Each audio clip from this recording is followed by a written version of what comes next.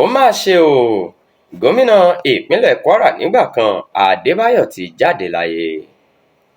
Gómìnà nígbà kan rí nípínlẹ̀ Kwara Cornelius Adebayọ ti jáde láyé láàárọ̀ ọjọ́ Wẹ́sídẹ̀ẹ́ ọjọ́ 25 oṣù kẹfà ọdún yìí.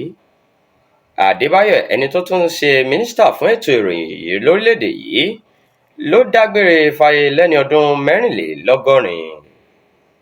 Ìlú Ìgbàjà níjọba ìbílẹ̀ Ìfẹ́lódùn nípínlẹ̀ Kwara ni wọ́n ti bí bàbá yìí lọ́jọ́ 24 oṣù kejì ọdún 1941.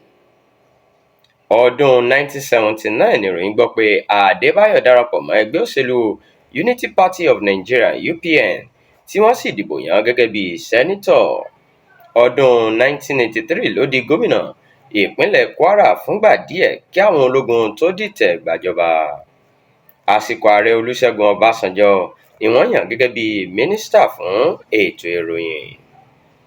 Nínú ọ̀rọ̀ ìbánukẹ́dùn rẹ̀, Emir ìlú Ìlọrin Dókítà Ibrahim Sulu Gàmbàrí ṣàpèjúwe Adebayọ gẹ́gẹ́ bí ọlọ́pọlọ pípé, ẹni tí ipa ribiribi tó kó lórí ìdàgbàsókè ìpínlẹ̀ Kwara kò ṣeé fọwọ́ rọ́ sẹ́yìn. Ó gbàdúrà pé kí Ọlọ́run tẹ́ ẹ sáfẹ́fẹ́ rere kí ó sì tu àwọn mọ̀lẹ́bí tó fi sílẹ̀ nínú.